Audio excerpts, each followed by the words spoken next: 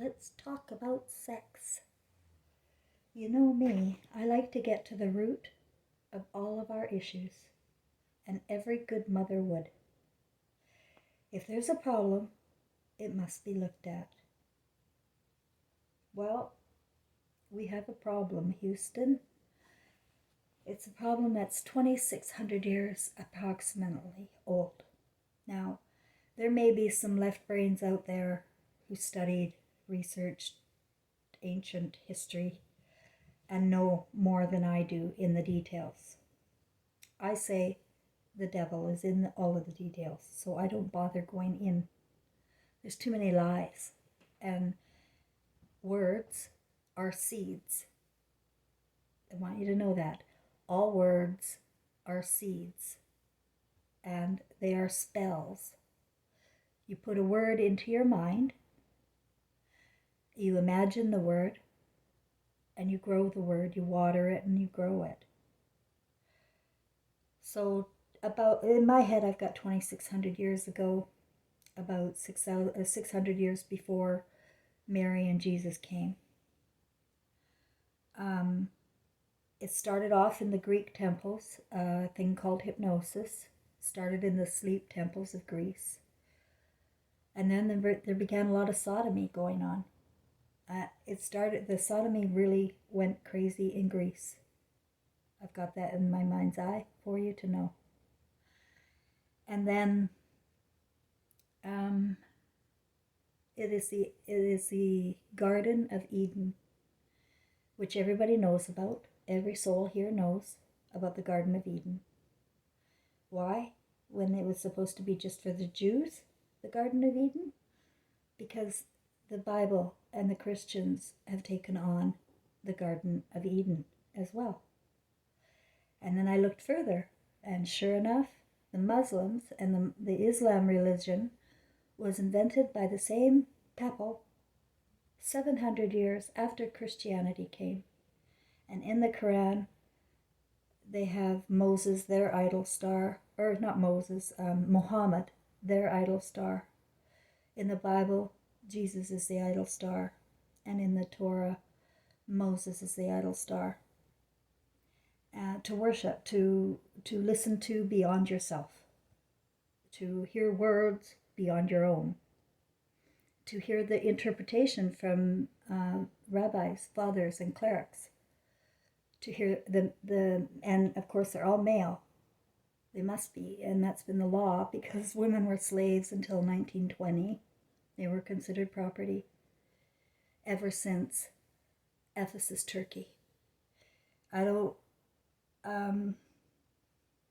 have the details, of course, but I know the mother of Jesus was taken to Ephesus, Turkey, and beheaded there.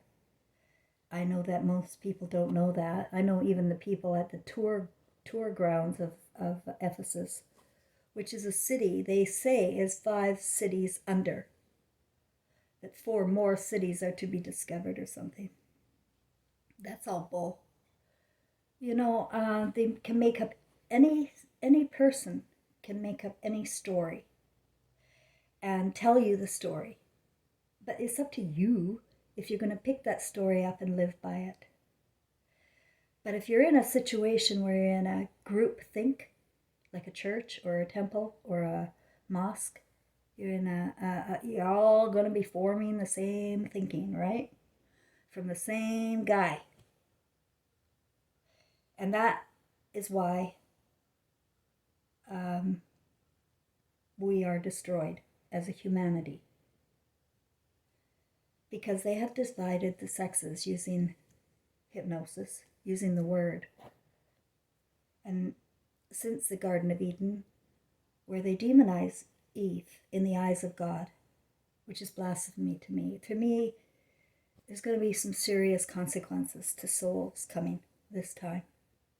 Because after generations of being reborn, because we don't die, we're reincarnated in the same family. In the same family, we are reincarnated. And you can tell by the bloodlines in the politicians now. They're in the same family. And these are the same men who of before. We are all the same spirits of before. And now we have twin flames, we have quadruple flames, we have spirits with us that are of the same spirit. We're doing different ego trips. We're going to maybe a different class, or we have some different parent or something. We get split up somehow, and we learn differently in ego. But there are many, many, many twin flames that are of the same spirit. That includes myself and my mother, and that includes my father and my son. They are twin flames. They are of the same spirit. You can't tell the difference in spirit who they are. So that's how our population, I guess, is expanded. I don't know. I don't go into the details too much about that, but I wanted to tell you some confessions about myself and let you know that I know that there isn't a soul around that isn't very, very retarded sexually, like really badly. When I wrote that on my chalkboard, sex therapy, right away, my spirit saw, not my ego, not my eyes, just my spirit saw as a whole picture, 6 and the rapist. So the words alone, sex therapy, just irk me. And they always have. They've always irked me, sex therapy. And I was a clinical hypnotherapist, and I had some men come to me and they needed help. And I know people need help. But I wasn't there to help because I was still sleepwalking and still in my own fantasy garden. And I didn't want to talk to a man about sex at all at that point. Because it's embarrassing.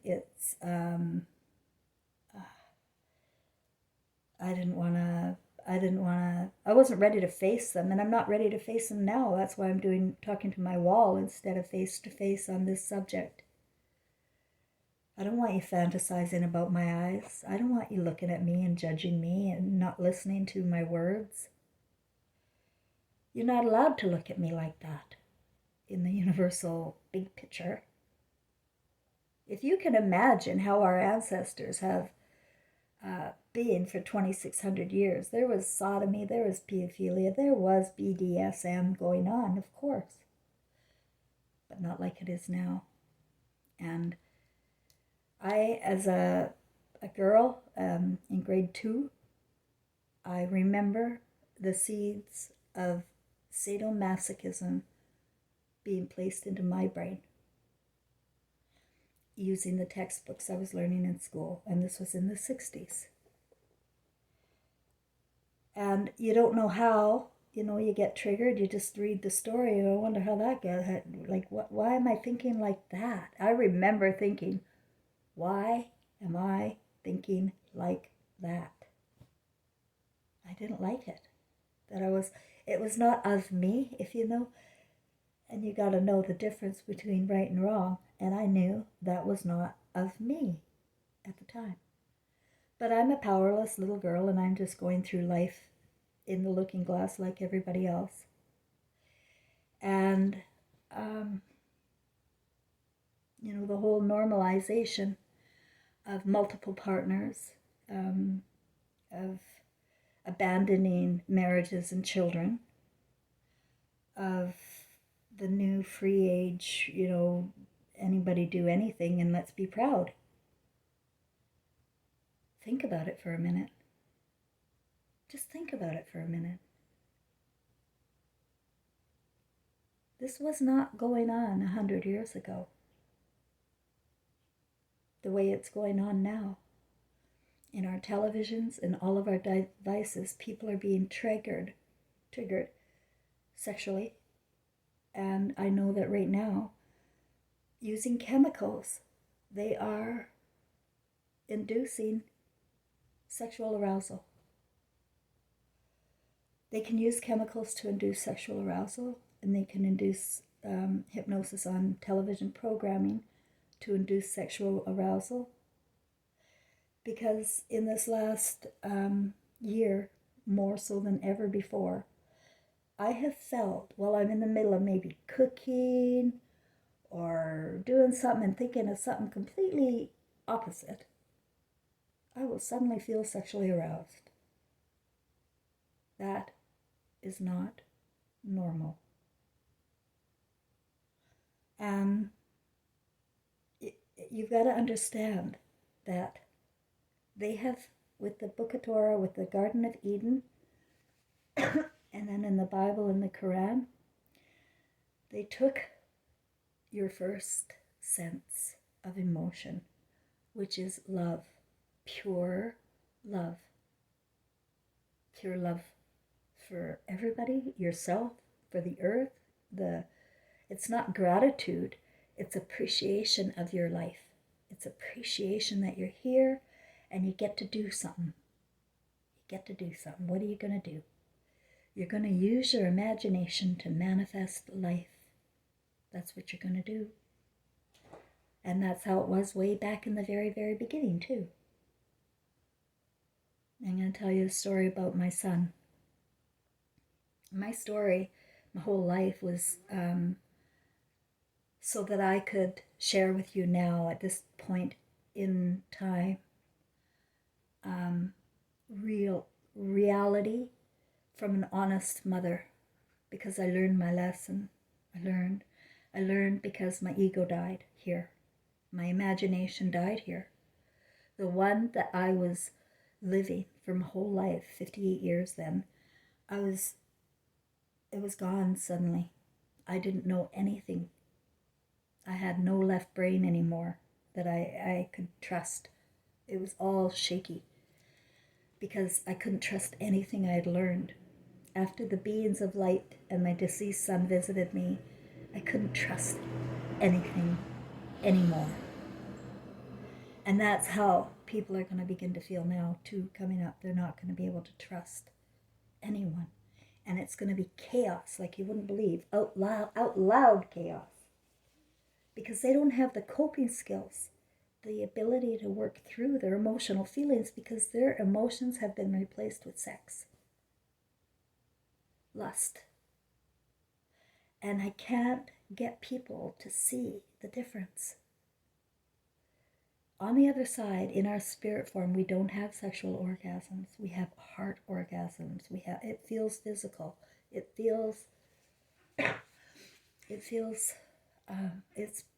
heaven, honey. It's heaven. It's pure love. It's laughter. It's joy of existence and being together and knowing and all knowing. That's what I have with my soulmate. And that's what everybody should have with their one soulmate. That's why we have to come in twin flames to support one another. You've got them in your family, your siblings or cousins or best friend. They come. What's the matter, baby? Am I talking too loud? They come to support people. I believe, I have a plan in my journey, and I think everybody does. I think everybody, this life, knows that we are at the brink of humanity collapsing. Because we can't consider half the human race a slave. And our minds are being mentally formed so that we actually form a new brain, so that our brains become one brain, so that men are women and women are men. And that's contrary to what God's plan was. But the programming that's going on all media has you thinking about women in a light that is beyond repulsive. They will show you all of the dirty, nasty women first. They will imprison all of the dirty, nasty women, like Maxwell. They will not look at this issue of women being complete slaves here in the mind. They have no power. Look at BitChute. All of the YouTubers, they're all men still on the media. And I had to look yesterday, and I was really nasty to some men. I'm fed up. I'm fed up with the Bro Club. I'm fed up with them supporting one another and then mocking others that disagree with them. But mostly they're terrorists. They're domestic terrorists. They're Freemason Bro Clubs, or they're in their Jewish ancestry line that want to destroy humanity of some kind. I don't know. I'm not going to judge.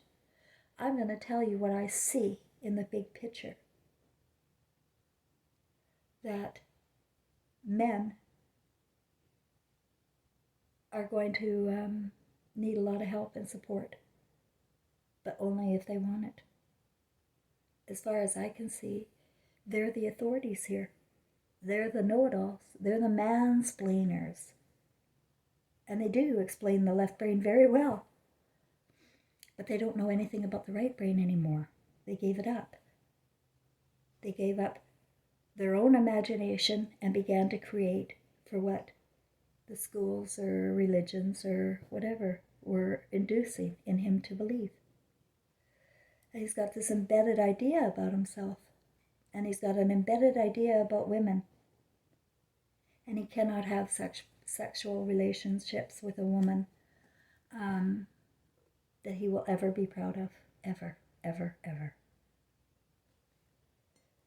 Because I told you we all originate from the same pie of love, emotion, the first sense. And when you were a baby, gentlemen, you did not differentiate in love between men and women. You loved boys and girls until a certain age. And then about 5, you joined a boys' club. There's a fort in the backyard. And maybe you did blood rituals. And maybe you did little fiddling. And that's what I was starting to tell you about my son. My story. For the sex therapy, I tell you my story. And then you take it and run and do with it whatever you want. Just figure it out for yourself. I'm not going to tell you. I'm just going to tell you my story.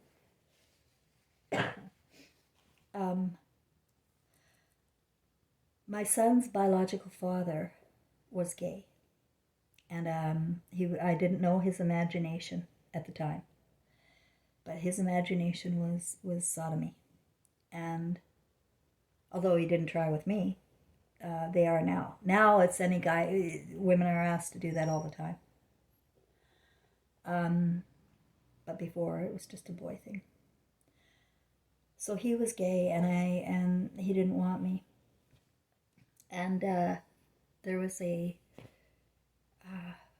fight he had with his boy lover, and we were still on friendly terms because I'm on friendly terms with everybody. That's the way I am.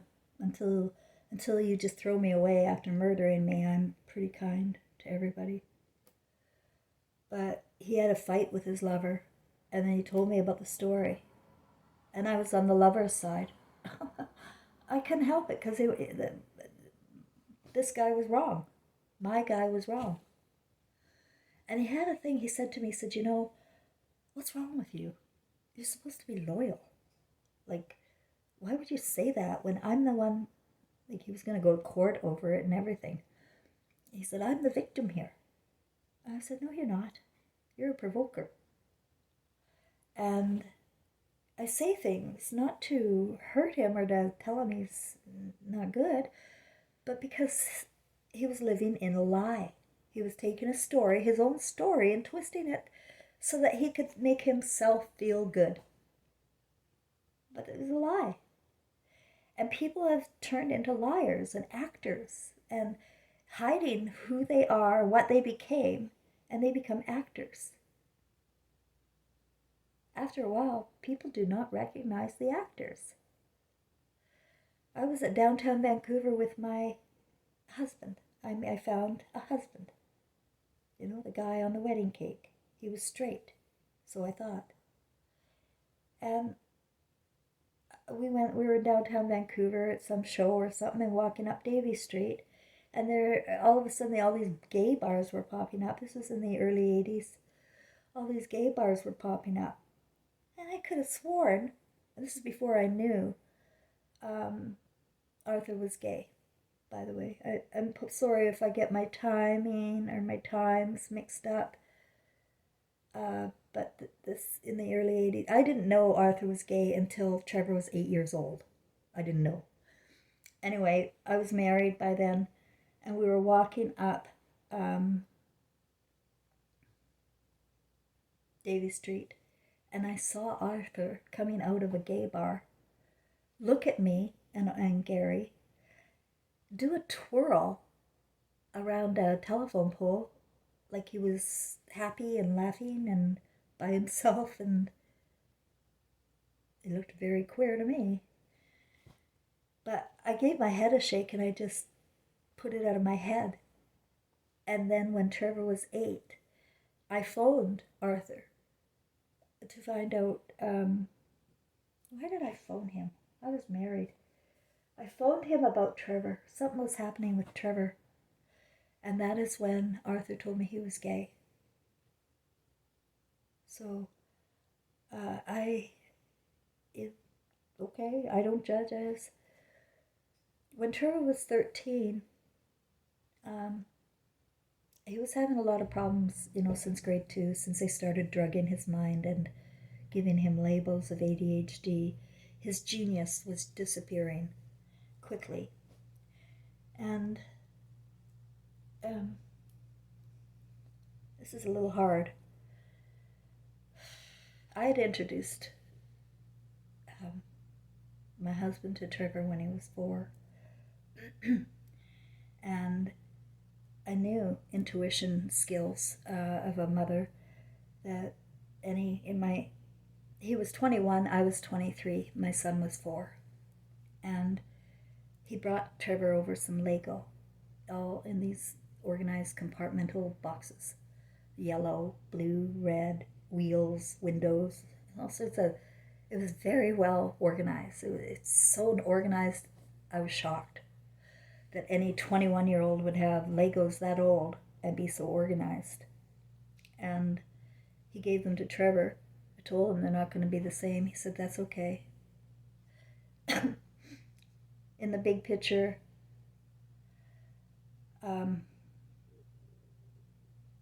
my ex is at the end of his line. He can't have children, and he won't be reborn, and he knows it. He told me. He felt that after this life there will be nothing. I don't know why. I didn't know it was his guilty mind. I didn't know it was his sodomy mind. I didn't know. I didn't know his imagination any more than I knew Trevor's imagination. And Trevor's father's imagination, his biological father.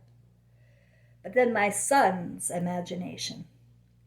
At 13, I saw the phone book open to Arthur Fisher. There's 50 pages of Arthur Fisher in the Vancouver phone book. So I knew he was trying to find his father.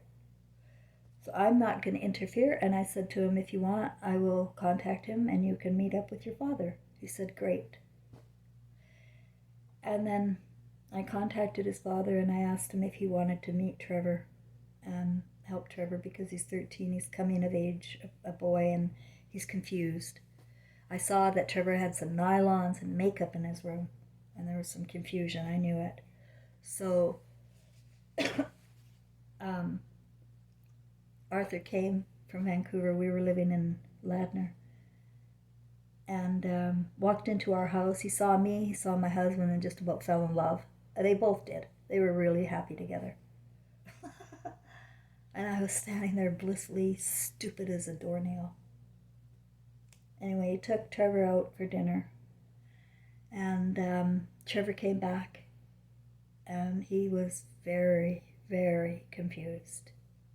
He was only gone about an hour and a half. Nothing happened except dinner and a conversation. Words. Spells. And I remember I was lying on my bed once and he came and lied down with me. He was 13. And he said, Mom, Dad's a homosexual. And I said, yeah. And this is where I went wrong. This is my lesson. I was accepting. I was tolerant. I said, yeah, it's normal. People are homosexual. Because it had been so normalized. It was in me to tell my son it was okay. A few weeks later, the cops showed up. My son was babysitting 2 little boys. And something happened. I don't know what. It was just games or something, but he was 13 and he was on his way to becoming a sodomite pedophile. My son. And I want to tell you something. I had no idea the man I had introduced Trevor to was a sodomite pedophile. He only married me for Trevor. He was torturing Trevor his whole life. Again, Trevor was protecting me, and that's what boys will do. They will protect their mothers at all costs. They will not tell. And then shame comes. If they start to feel good in it, shame comes, and it just becomes a big dark secret.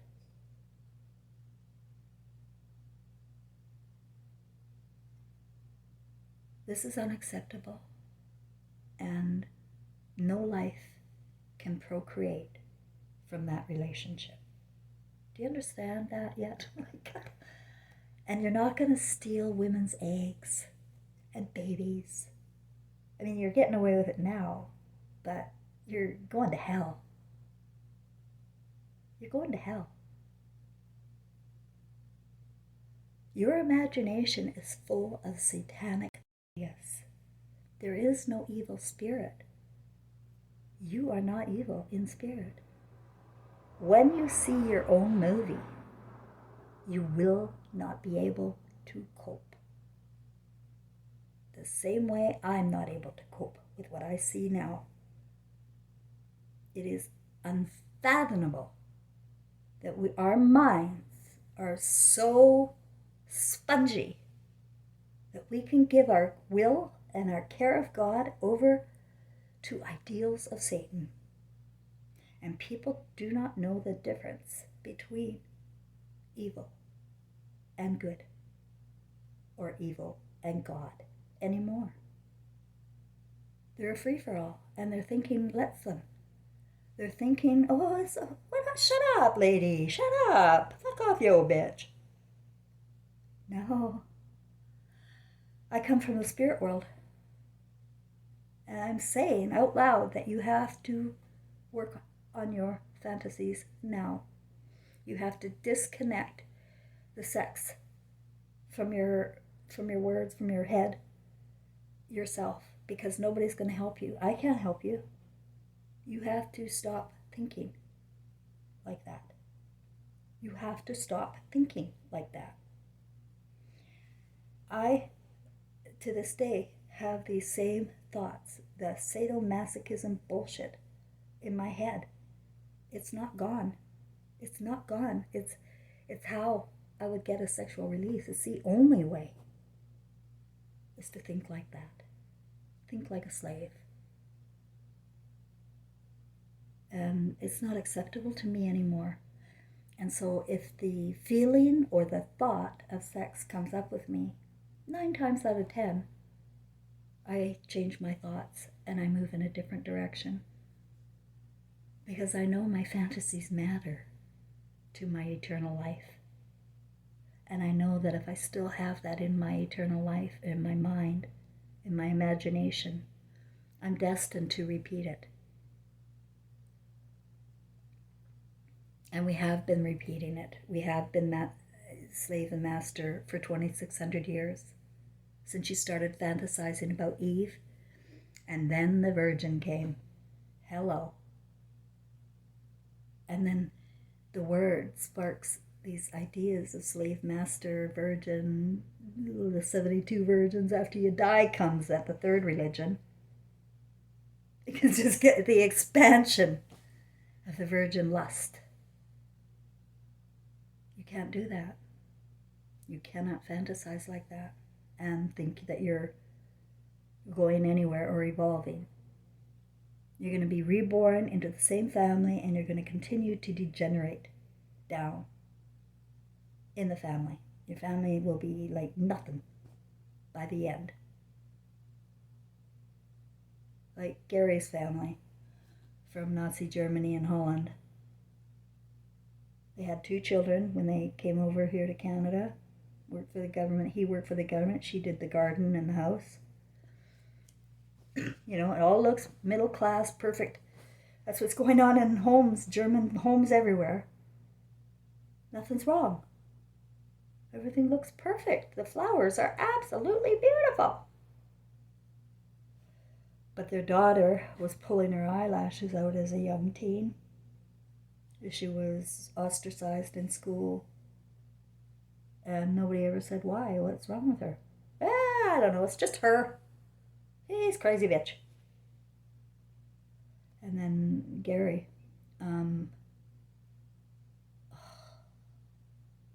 I had so many clues about him, filthy in the mind, but I didn't. You don't pay attention to yourself when you're going along with the culture. You stop thinking for yourself when you're in a culture. And you're in a club, a tribe, I don't care what you call it. You're in a culture and you will, I keep wanting to say degenerate. Is that even a word? You're just going down. And your eyes are closing. When you don't have emotion anymore, your beams go out. I see that most people have their emotions still. Most people I see have beams in their eyes, little lights. But some of them are so pinprick small, you gotta wonder. When the doctor opens up the eye when you're dead to see if you're alive or dead, they're opening your eye and putting a light in there to see if the reflective light is gone. Your beams are recording your eternal movie, so you're not getting away with anything. What you're thinking and feeling and imagining is carried with you for the eternal life. You have the ability now, while you're conscious in the ego, to change the words, change the thoughts, and fix yourself. And the way you want to think, the way you want to be with women. If you don't want to be with women and you're really okay with that, you got to understand there's nowhere to go. You're not going to be able to degenerate beyond not being able to have kids anymore. And Gary could not have children. And I believe that's why, or that's what happens when you're at the end. You simply won't be able to have any offspring to get born back into. This is a feeling I have. I don't know for sure. If people have other thoughts and ideas that coordinate with mine, I'd love to hear them. What I know is that our brains are 2 different brains. We have a left brain and a right brain. I should have said that the other way. We have a right brain to start with. Our job and our purpose is to come to Earth and recreate the imagination of our right brain, which is heaven. It's our heart. All we have is heart at birth, right? So in the beginning, it starts with heart. And then we have a blank slate. We have a clean left brain. We can imagine and fantasize about anything to build our left brain. And men are the builders here. Women are the creators. Men are the builders. They're making it happen. They have the authority. They have the money. And they have the power. Now, it's complete. However, there's another part to emotional intelligence and motion that people don't realize. It's magic. Emotion is magic. This is going to unfold in 1 or 2 ways. We are all, as a collective humanity, going to come to Christ consciousness and realize we lost our love. We lost emotion of love. And we have flipped over to the thinking of the consciousness of evil. Our thinking is evil. In the left brain, it's black. And it's the right brain is just a non-existence. It's shriveled up. Women don't want to be women anymore. They want to be men. And they're afraid to talk about their intuitive skills. They're afraid to talk about why they read into things or why they analyze things. And then they tell you, hey, wait, that's wrong.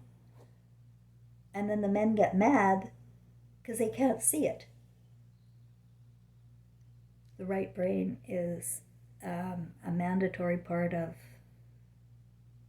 your spirit. It is your spirit. It's your spirit. And you're giving up your spirit for evil thinking.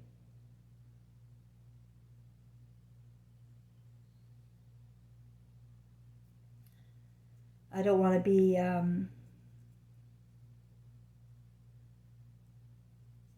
all doom and gloom, because I feel also there's hope for the people that cannot have children.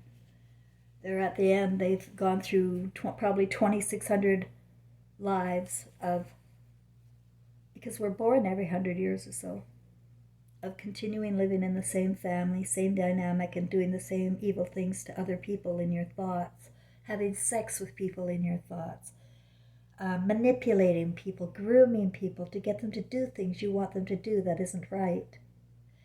Or following along people like that, allowing people to groom you and take you and fill your head with garbage, and you're just a baby here? You don't have any brains to know? We're all victims of being in a hypnotic trance. But one day, the trance is over, and you see it all. The way I see it all. I gave my son permission to be a sodomite pedophile. I didn't know he was being molested by my husband. At the same time, I'm telling him homosexuality and sodomy is fine. I was trying to save his feelings about his father. I didn't want to put a bad thing in my son's head about his dad. It's not my job to do that. And I intuitively know that. You don't put down the other gender to your kids. No.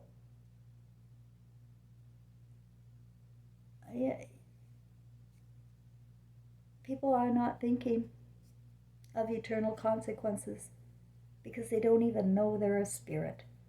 They don't even know that this is just a show. This is an ego trip. And nobody has to do anything outside of their own imagination. But if your imagination is all about Hollywood, or all about the Bibles, or all about whatever, the bros, you're out of your minds. You're delusional, and you're going to wake up, and you're going to want to cast yourselves into hell. That's what happened to me. I wanted to. I can't die though. Like, come on, this is crazy. I hated myself so deeply. I can't tell you. And that's what's going to happen to you. Because you're doing things against your will. Unknowingly, unwittingly. Your mind was put there. I promise you were not born like that. If you can recover your emotion, and especially the love of your mother and your partner, your wife, I think you're going to be okay. But the only way to be okay in your imagination is to know that you're living in the truth. If you don't know you're not, I don't know. But I'm here for a reason, and it was grave. Very, very grave. Not to fearmonger, but perhaps to save souls or something. At this point in my life and my world, humanity destroyed me. People. In the details. Right up close. without a thought, without consciousness to who I am in their lives. That I was born with them, I'm their siblings, or I'm their grandmother. If they have the word and it was watered in their brain against me, it's never going to go away. It's never going to go away. They're not, this life, they are never going to see me at all.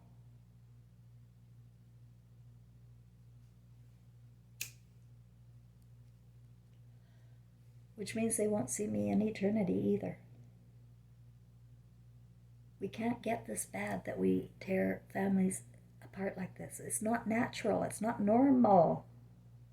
To divide us is to conquer us. And so we have to reunite both brains, the creator and the builder. And we have to trust each other. But we can't trust each other when our imaginations are in fantasies that allow you to devour one another like monkeys. Your time is being consumed watching and responding to that. It's time to drop thinking that is programming you away from your source of energy.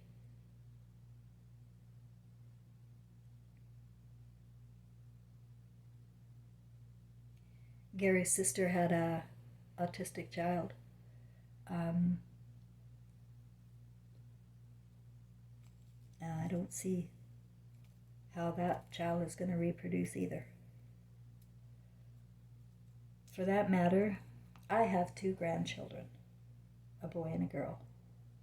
Dylan Thomas was adopted out to a lesbian after Trevor died. Dylan Thomas is his name. Names are important. Rage, rage against the dying of the light. He'd be 24 now. Next year he'd be 23, 25, same age as his father when his father died. But he's been raised by a lesbian. He still lives in her house in her bedroom playing games, video games. He's about 200 pounds. And he doesn't know his Nana. He doesn't know how deeply he's loved and missed and cherished. Where is he going? Hollywood raised him. Fantasies raised him. And his fantasies will not be ever acceptable. So it's going nowhere. And that is the truth. The light will go out. There will be no more rebirth. If we can't function anymore with 2 brains, this is blowing up. According to my sources, I don't know how. It's either going to blow up with Christ consciousness on the masses, and they're going to just drop to their knees in sorrow, and they're going to want to live in the truth hereafter. I hope that comes. I hope that comes. Because if it doesn't, as far as I know, the Creator's going to end it again the way the Creator ended Ephesus, Turkey, Atlantis, and so many other civilizations. Will not thrive, will not survive the word if the heart was turned over. You won't find your heart. You won't find your soulmate. You won't find your life. I don't think we die at all, ever. Maybe some people come back as animals, dogs, cats. Maybe people become stars in the sky, because the sky is blanketed by these lights that you can't see. I believe that lust replacing love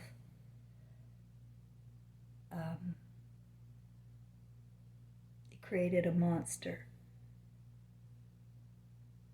And I share my intimate stories and details because that's all I got.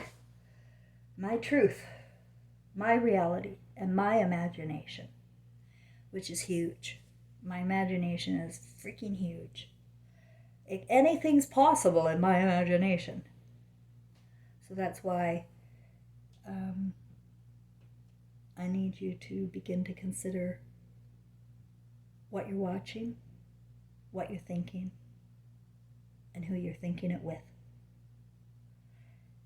And make personal decisions. Everything's going to be personal at the end because it was personal for me. It's not about Gary. It's not about Trevor. It was about me telling Trevor it's all okay. It was about me telling Trevor it's okay, I go to work. And he go to all these daycares. And he has to study 12 hours a day while I work. He wasn't having it. He left at 25 in flames. And as part of the story, he was trapped in flames as a message. So will we be. So will we be. Trevor's imagination is recovered, and we are telepathically connected again. I am telepathically connected with my mother again, and I wrote the book, Evil Eyes, A Daughter's Memoir. It is never too late, but as long as you have thoughts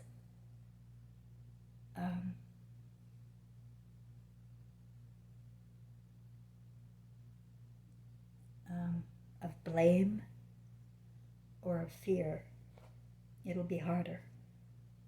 You just have to strip off your clothes. You have to take off the costume. You have to say, these are my thoughts, I don't like them, I want them out, and I'm working on that.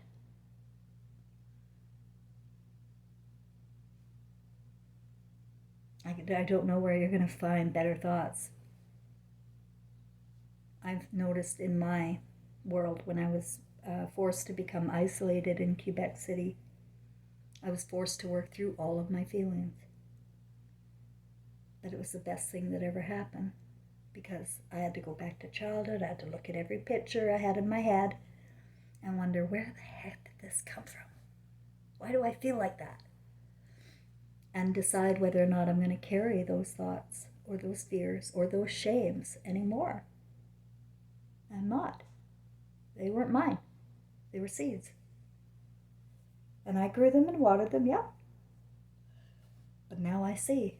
And I see in my ego. And I'm so... No. I want that for everybody. Consciousness now. Consciousness in your ego. Consciousness of your spirit. Be self-aware of what your movie's going to look like and whether or not it will help us reproduce. I guess it's that simple. Moreover, in my mind, in my imagination, I see paradise. I see it. It's here. It's here. I'm already in the fifth dimension. I already love it. Everybody can step through the looking glass and begin to touch reality as long as they're willing to give up every single thing they learned and hold dear and true. You're going to have to give up everything you loved and wanted if you've been living in fantasies. But it's easy when you realize that it was never you to begin with.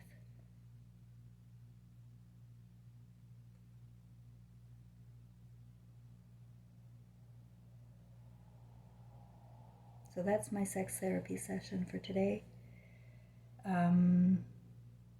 I would avoid fantasizing and masturbating right now. And remember that it came from Greece. It came from a book. It came from intentions of destroying humanity. It came from evil thoughts, evil consciousness. But you are not an evil spirit. And you would never want to live this world of Babylon. I promise you would never want to.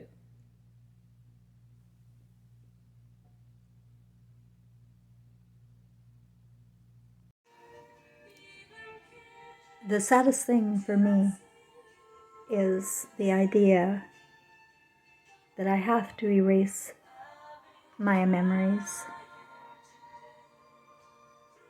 My spirit's already been erasing memories.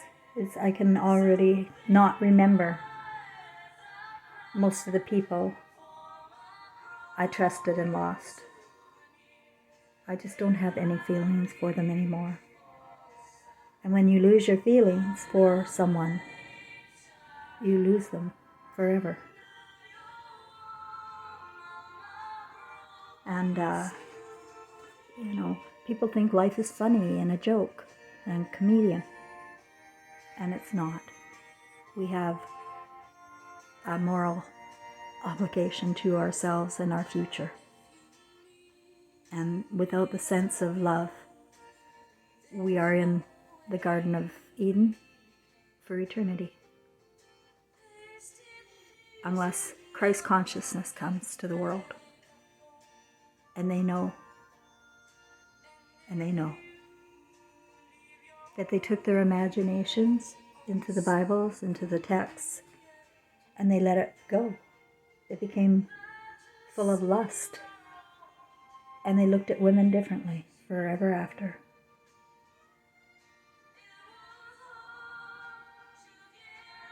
So our mothers became psychopaths.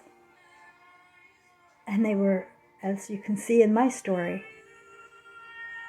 utterly blind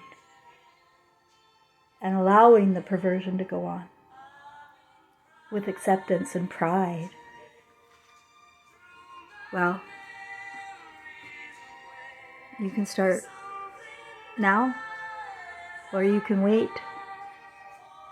But I think I'm here to ask you, don't wait. Get out of the fantasy that you've been put in for 2,600 years. How far down did you go?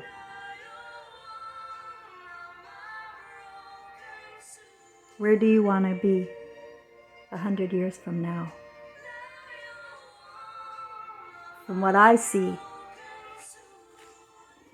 it's not going anywhere but hell. And I gotta erase it. I can't tolerate it. And neither could God. Look at us. Look at us.